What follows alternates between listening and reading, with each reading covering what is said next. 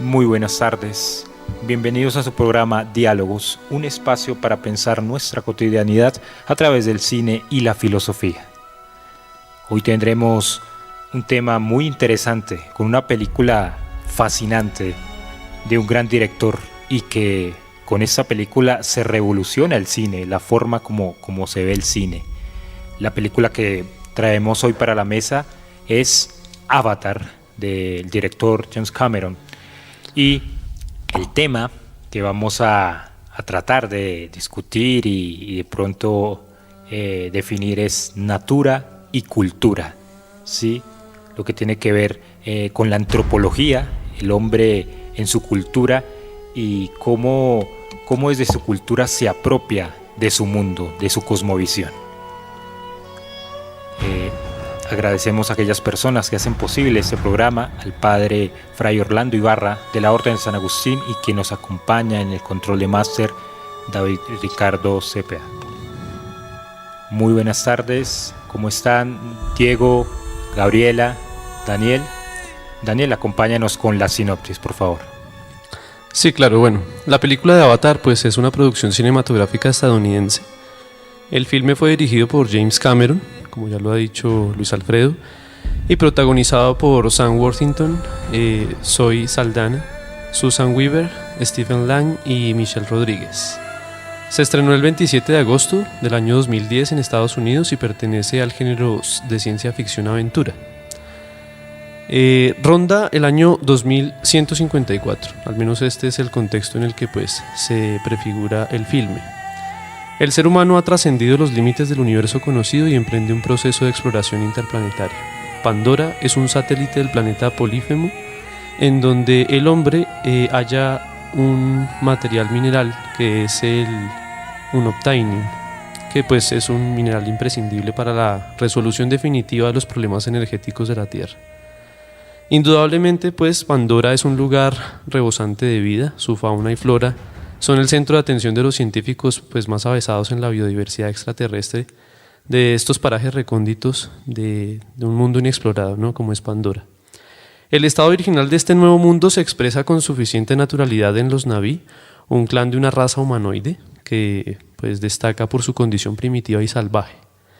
Digamos que es al menos la preconcepción que tiene Quaritch, un coronel a cargo de la base militar de la raza humana, quien convencerá a Jake, pues el personaje principal de la película, un marín que quedó paralítico al servir en la fuerza militar, para comunicar pues digamos que la información estratégica que le permitirá a los hombres hallar la forma de expulsar la tribu Na'vi de sus tierras, ya que estas son ricas en este mineral, el unobtainium.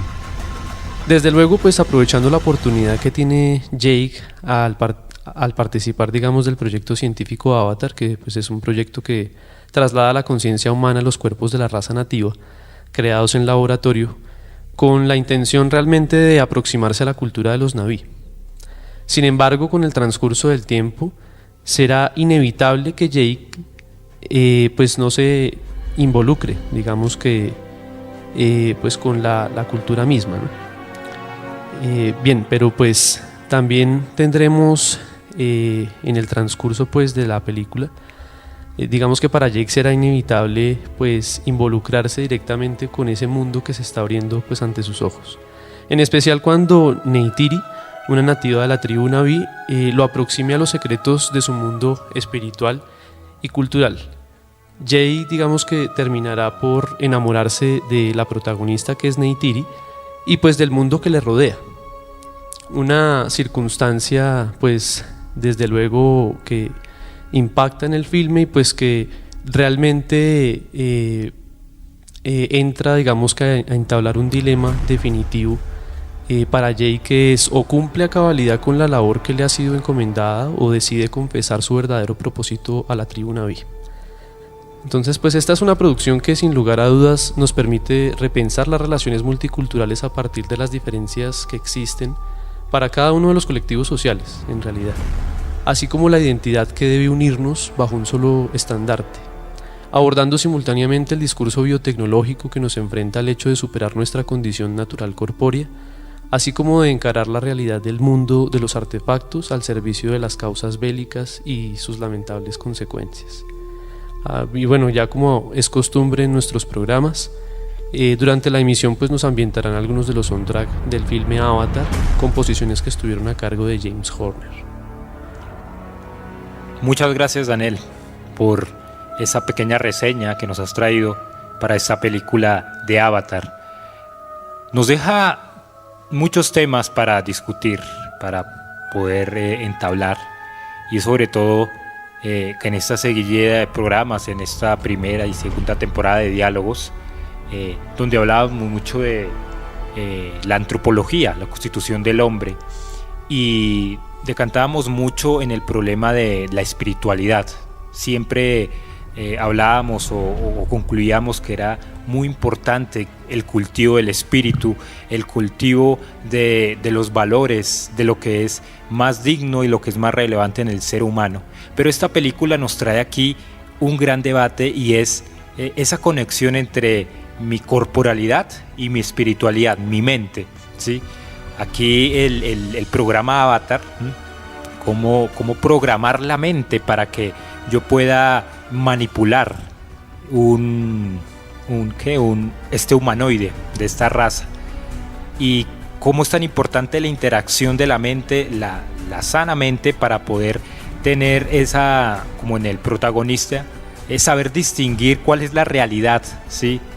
Él en el transcurso de la película inevitablemente termina por adaptarse y naturalizarse de alguna manera por esa cultura, siendo que el mundo real para él era el mundo de los Na'vi, más no el mundo del cual venía, el cual iba a invadirlos. Me gustaría escucharlos, de pronto, una pequeña apreciación de este maravilloso film de James Cameron.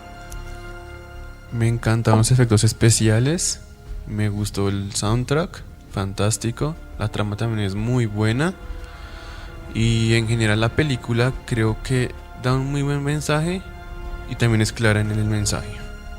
Sí, realmente es muy interesante ver la crítica que se hace en la película con respecto a esta guerra, de alguna forma, entre las razas, lo que son los Na'vi y los humanos, y pues también viéndola desde la perspectiva cultural y del tema que vamos a tratar, lo que es biologicismo y etnocentrismo.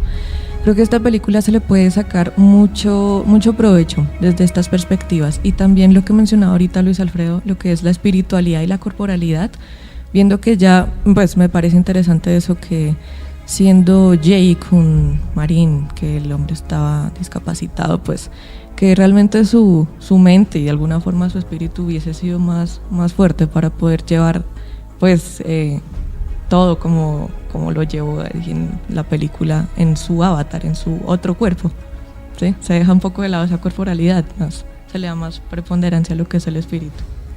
Aquí nos deja el debate precisamente en nuestra actualidad, y es la relación entre nuestra naturaleza corporal, nuestra condición de ser humanos, adaptándonos a la tecnología. Y nos propone precisamente James Cameron esa interacción y de pronto esa dependencia necesaria, sí. El discurso tecnológico, el discurso científico de nuestra actualidad habla mucho de es necesario como avanzar en ese progreso humano, en esa propia naturaleza, y poder condicionarla mucho mejor. Pero también es importante no desvalorar lo que nos constituye como seres humanos, porque al interactuar, al adaptarnos tanto a la tecnología, tal vez desprestigiamos todo lo que realmente somos.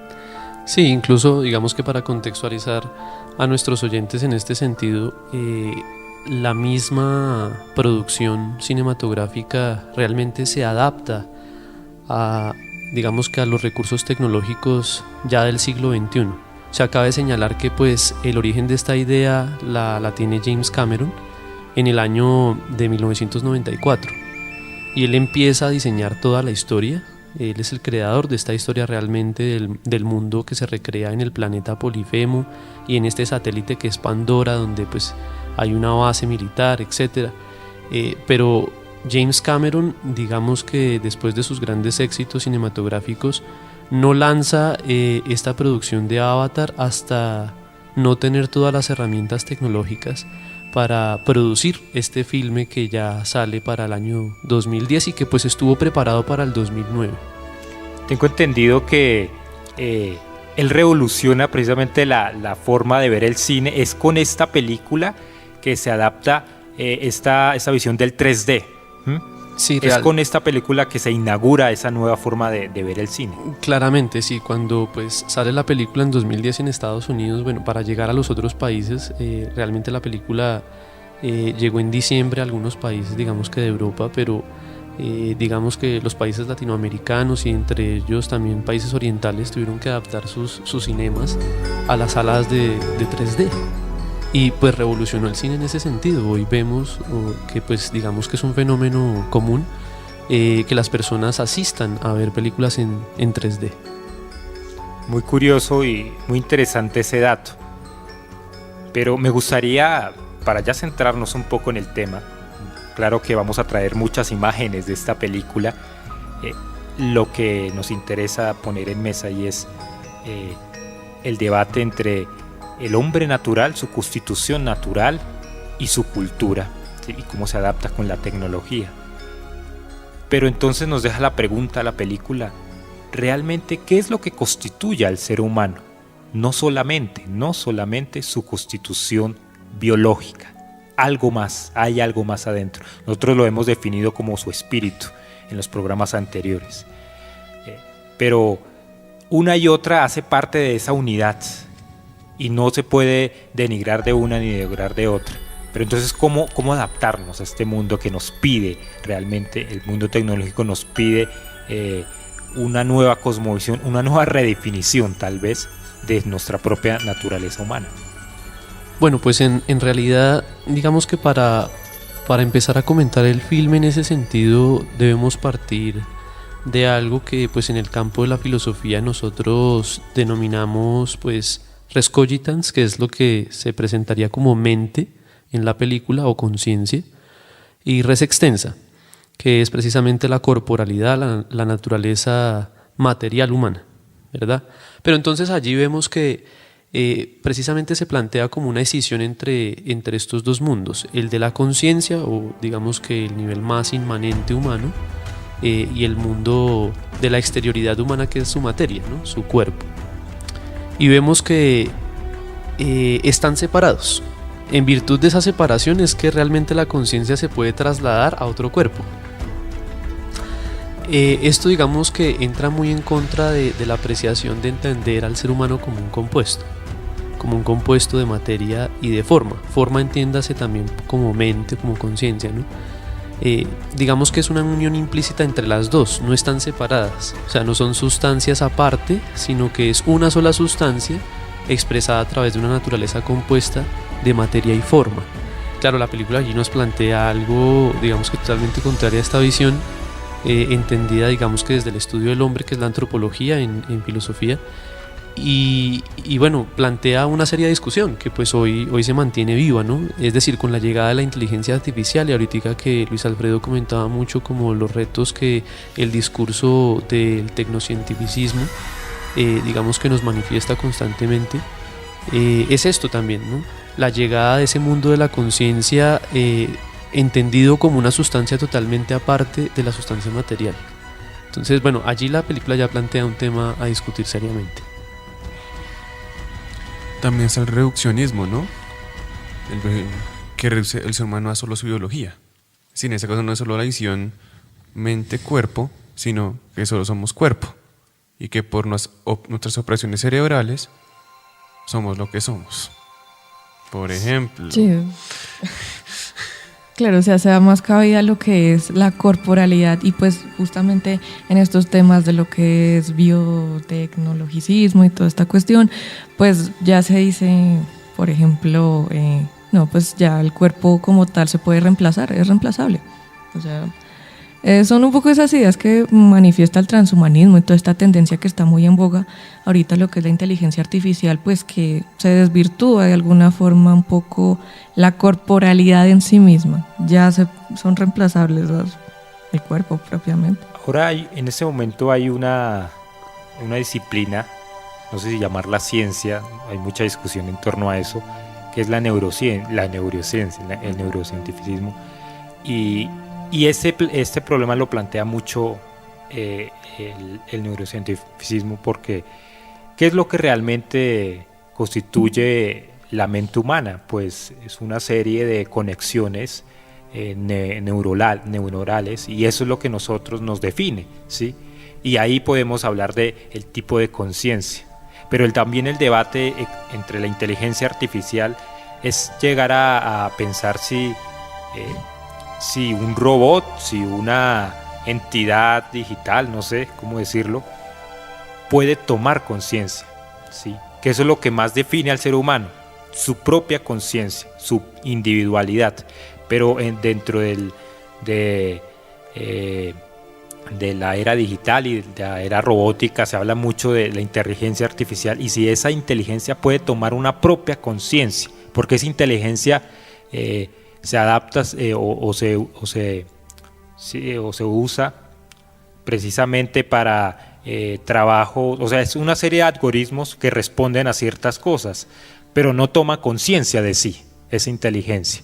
Responde, es como una especie de un conductismo, ¿sí? Responde a ciertos parámetros y ciertas construcciones lógicas para ciertas circunstancias, pero no puede tomar conciencia de sí. Ese es el reto para muchos científicos, que la robótica y la inteligencia artificial pueda tomar esa autoconciencia. Incluso para rescatar un poco también lo que ha dicho Laura Gabriela al respecto, creo que es pertinente aclarar a través del filme que allí digamos que la naturaleza biológica se ve realmente potenciada en el cuerpo de estos humanoides del clan Na'vi, porque o sea, partimos del hecho de que el marín allí, que es Jake, es paralítico, ¿no? Él ha servido pues a su patria bélicamente hablando, ¿no? Y en realidad digamos que sus facultades biológicas se ven potenciadas al ser trasladado el mundo de su conciencia a otro cuerpo que tiene las capacidades físicas, digamos que mucho más vigorosas que las de un ser humano normal, ¿no? Y es más, de un ser humano entrenado, porque pues es que vemos allí que directamente son soldados los que trabajan en Pandora, ¿no? Entonces, bueno, allí es como se plantea la naturaleza biológica potenciada, aumentada, ¿no? Entonces, bueno, son paradigmas que está enfrentando todo este discurso que viene, sí, del tecnocientificismo, pero que también viene con un gran matiz biologicista, que es el tema que nos compete, ¿no? Aquí es pensar entonces entre la adaptación de esa conciencia interesante. Vamos a dejarlos con un soundtrack para que aprecien esta maravillosa película de James Cameron, que también hace todo un trabajo lingüístico, un trabajo musical de esa cultura, que es genial. Es toda una investigación por hacer patente, ¿sí?, una cultura. ¿Cómo sería ese encuentro de culturas? Y todo esto es nuevo, ¿no? Toda esta cultura de Na'vi, hasta el idioma se lo inventa. Sí, pues incluso los soundtracks, algunos de los que vamos a oír, pues James Cameron asistió a una musicóloga étnica que realmente inventó estos nuevos ritmos para recrear pues la cultura Na'vi en el futuro. Bueno, los dejaremos entonces con Pandora.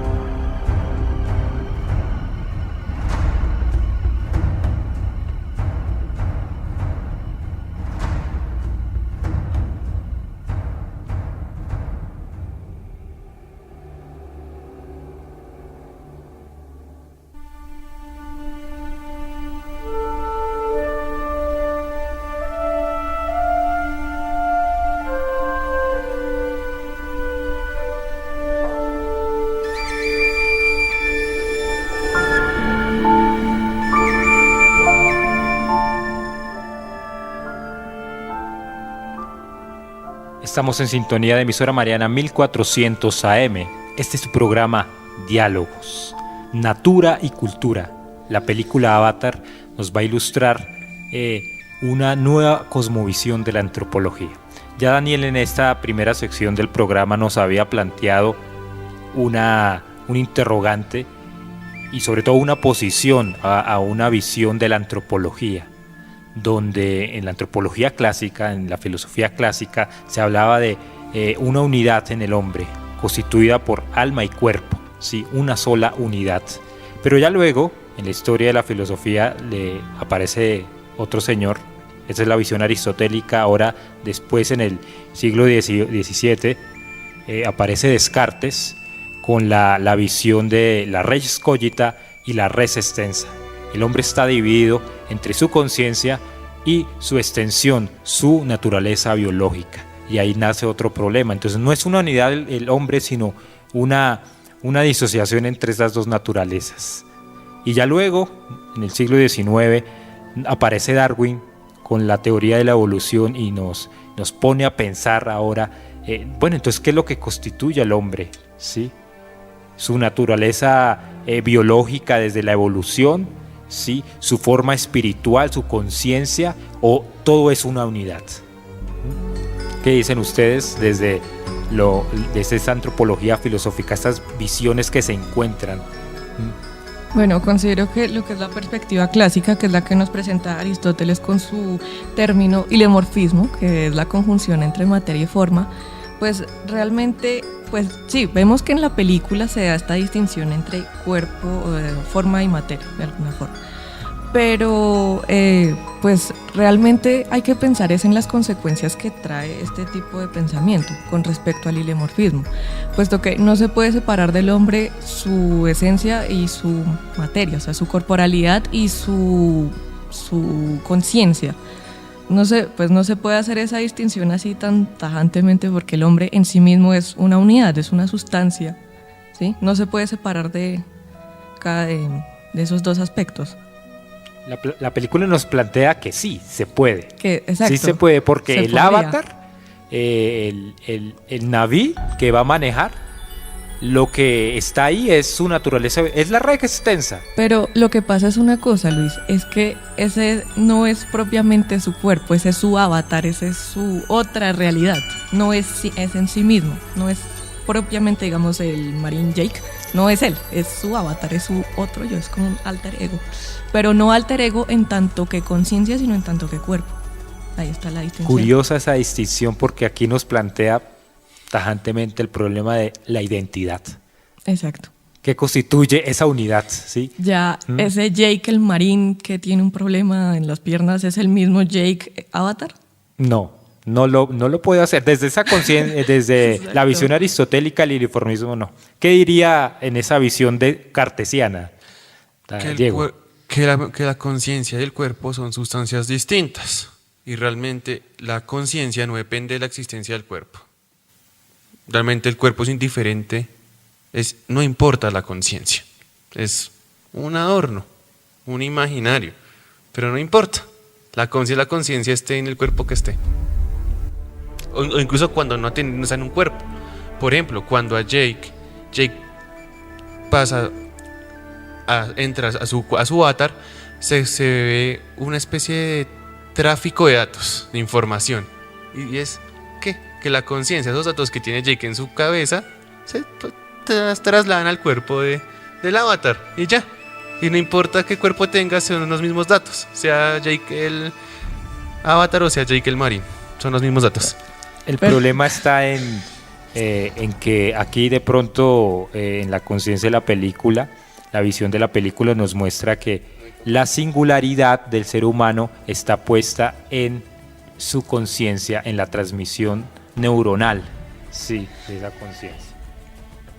Ahí estaría reduciendo también al ser humano a solamente datos.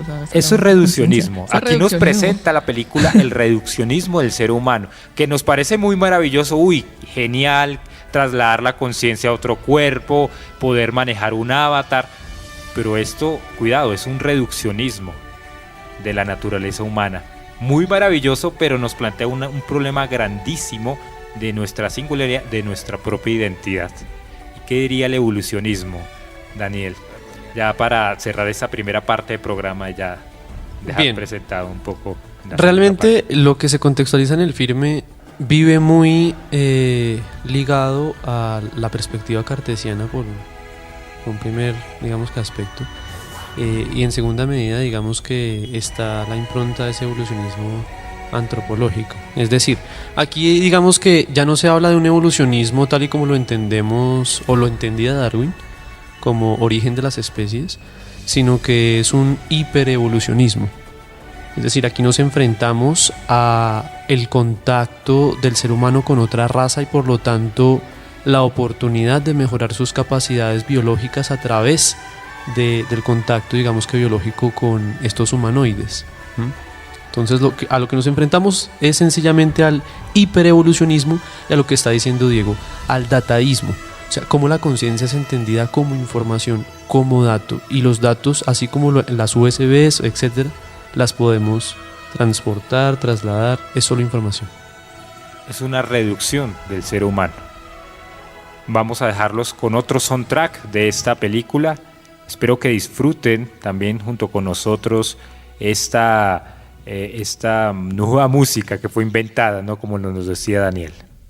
Sí, los dejaremos entonces con Climbing Up in Maya, The Path of Heaven.